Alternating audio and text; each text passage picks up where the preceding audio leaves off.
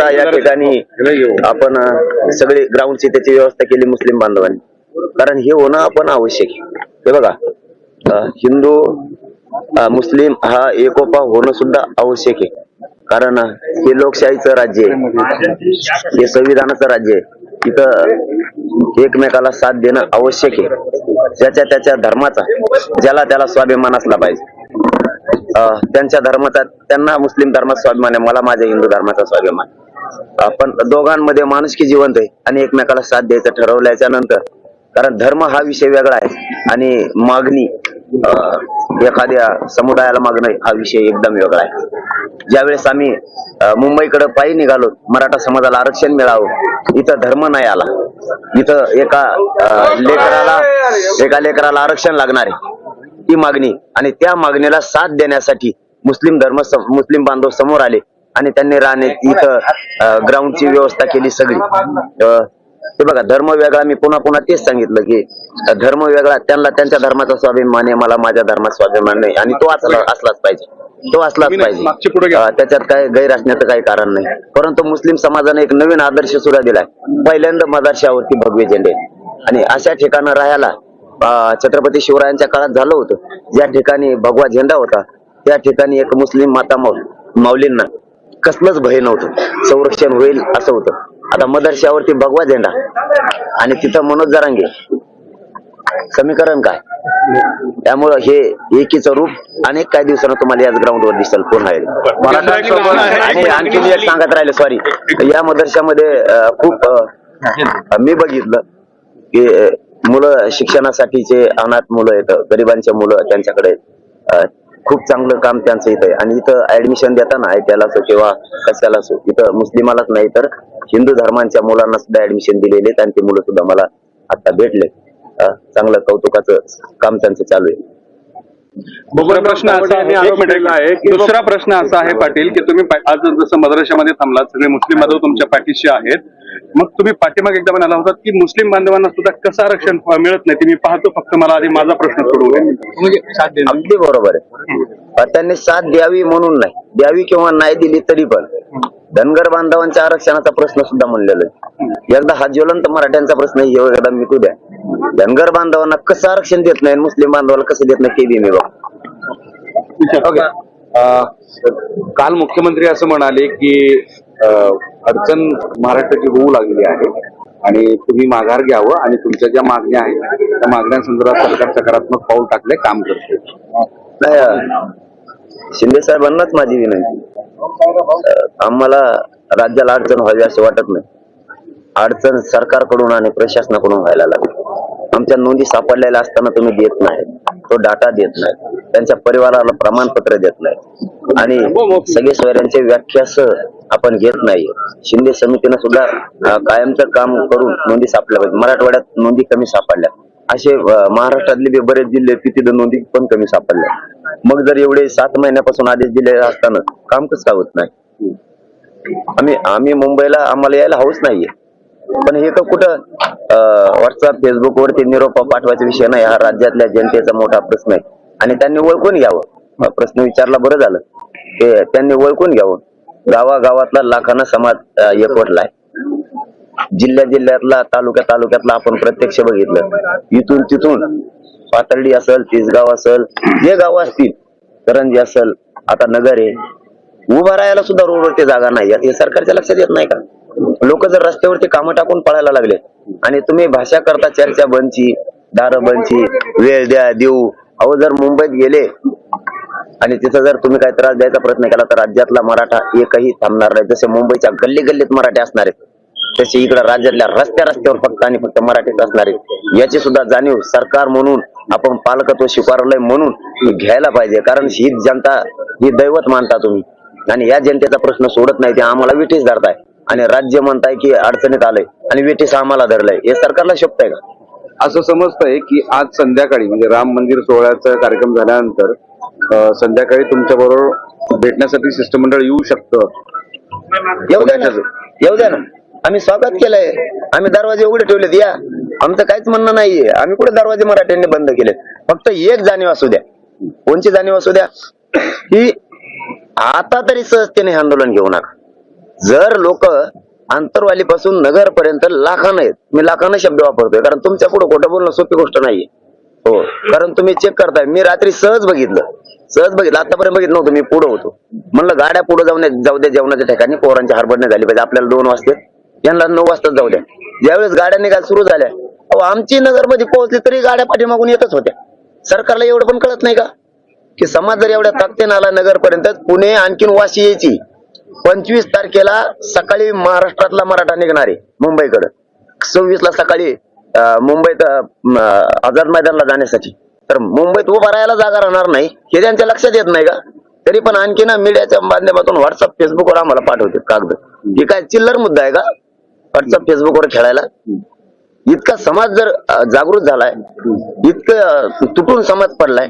आज माता माऊल्यांसह सुद्धा रात्रंदिवस लोक रोडवरती आहेत. एकट्या करंजी घाटात 4 कार्यक्रम झाले नुसत्या करंजी घाटात, आणि ते पण एवढे होते की एका कार्यक्रमाला 20-30 हजार लोक नसते म्हणून. एक बी त्यातला जाणीव नाही सरकारला, याची गांभीर्य पण नाही का? नुसतं सरकार चालवायचं म्हणून असं नसतं. ही जनता दैवत आहे, याने आपल्याला साथ दिलेली. मग यांचा प्रश्न काय आपण पुढे होऊन जाणून घेतला पाहिजे. ते सोडून पुढे सत्तेची रग अंगात घेऊन आंदोलन मोडायचा प्रयत्न नसतो. आणि ती जर प्रयोग डबल झाला ना, तर तुम्हाला सांगतो रस्त्यावर त्या राज्याचं देशात आंदोलन सुरू होईल. तुम्ही असं म्हणताय की ताठरपणा न करता सामंजस्यानं घेतलं पाहिजे. आज तुम्ही आवाहन कराल का, हा शब्द मी वापरतोय, की सरकारला आवाहन कराल का? मी परवाच केलंय, विनंती केली की तुम्ही आमच्याकडून सुरू आहेत. पण कोणतरी म्हणलं ते बंद केलं. म्हणलं बंद तर बंद, चल कर बंद. आमच्याकडून दार बंद म्हणजे बघा उलटा खेळ. आमच्याकडून दार बंद पाहिजे, त्यांच्याकडून बंद. अरे धंदा नाही 18 आम्ही उघडी देऊ, तुमचं दार तिथं आल्यावर बंद कसं असतं ना, मग तिथं आल्यावर उघडी झाली. 18 तारखेला शिष्टमंडळ आलं होतं. 18, 19, 20, 21, आज 22 आहे. 5 दिवस झाले. 5 दिवस झाले तुमच्याशी चर्चा नाही. काय ठीक आहे ना, हो सर, जाऊ दे. 5 दिवस झाले चर्चा होऊ शकली नाही, झाली नाही. आता त्यांच्या मनात काय मला माहित नाही, पण आम्ही मुंबईकडे निघालो. पण आरक्षण घेतल्याशिवाय मी हटत नाही आता, कारण ते हक्काच आहे.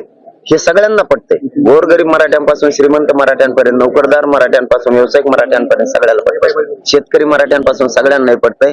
आपल्या नोंदी सापडल्या, सरकारनं दिलं पाहिजे. सरकार महाराष्ट्रातल्या जनतेला मुद्दाम विटीस धरायला लागलंय सत्तेच्या जीवावर. हे मराठ्यांच्या लक्षात आलं. सर, तुम्ही निघताय मुंबईकडे, तर अजून आझाद मैदानासाठी परवानगी दिलेली नाहीये, कुठली प्रोसिजर झालेली नाही. कसं असणार आहे पुढचं नियोजन? कारण सरकारकडनं परवानगी मिळत नाही, पोलिसांकडनं परवानगी मिळत नाहीये. तुम्हाला मुंबईमध्ये रोखायचा कदाचित प्रयत्न सुद्धा होतो. एक गोष्ट सगळ्यांना मान्य आहे आणि मान्य असायला पाहिजे. लोकशाहीला आणि कायद्याला धरून आम्ही अर्ज केलेला आणि आमरण उपोषणाला परवानगी देणार नाही. ही सगळ्यात मोठी सरकारची नाचक्की असणार आहे. मी नाही मिळाली तरी जाऊन बसणार आहे, मिळाले तरी जाऊन बसणार आहे. परंतु कायद्याचा आणि सरकारचा सन्मान आम्ही केलेला आहे अर्ज देऊन आमचा. आणि तुम्ही कायदा जर पायतोडी तुडवत असाल सत्तेच्या जोरावर आणि परवानगी देणारी सगळ्यात मोठी नाचक्की असणार आहे सरकारची. ही परवानगी शांततेच्या आंदोलनाला दिलेली.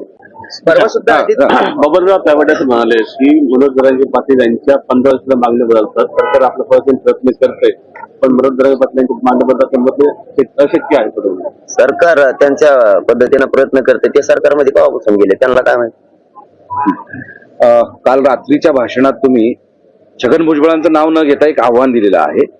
जर असं झालं तर मंडळ आयोगालाच आव्हान देणार नाही. मग तो कशाला म्हणतो बार आम्ही कुणबीचे प्रमाणपत्र चॅलेंज करू? म्हणजे आमचे या भारत देशात कोणाच्याच शासकीय नोंदी सापडल्या, मराठ्याच्या सापडल्यात, आणि ते म्हणतो चॅलेंज करू. आमचं चॅलेंज करू तर तुमचा स्वीकारलेलाच नाहीये. आम्हाला गोरगरिबाचं आम्हाला पहिल्यापासून माहितीये, पण गोरगरीब ओबीसी बांधवाचं वाटलं नाही करायचं आम्हाला. इतकी नियत खराब आमची नाहीये. कोणाच्या लेकराचं वाटोळ करून आपल्याला मिळवायचं इतकी वाईट नियत आमची नाहीये. पण तुम्ही जर मग आता आमच्या लेकरांचे नरडे दाबणार असाल आमच्या नाविलाजी. भुजबळांनी आता ओबीसीची अडचण करायला सुरुवात केली असं म्हणायचं. अरे ते पहिल्यापासूनच केली ना. ते काय माणूस आहे का? त्याचं मला इचारी जाऊच नका बरं.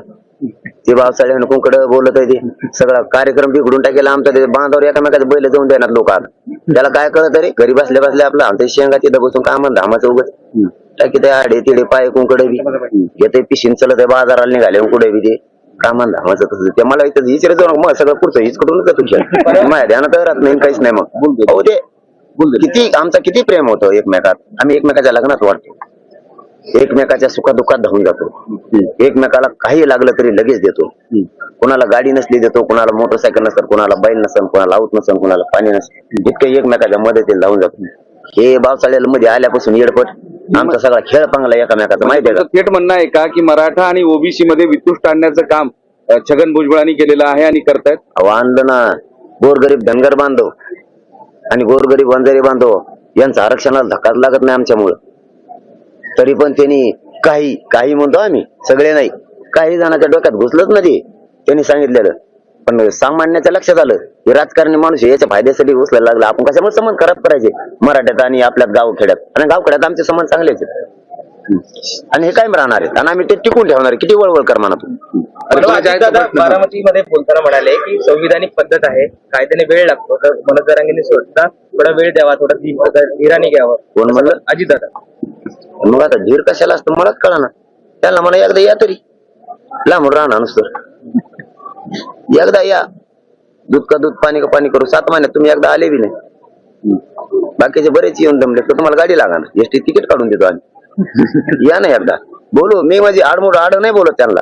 एकदा या ना, समाजाच्या लेकरात आता कल्याण व्हायला लागले. एकदा या, संविधानाच्याच मार्गाने चाललोय.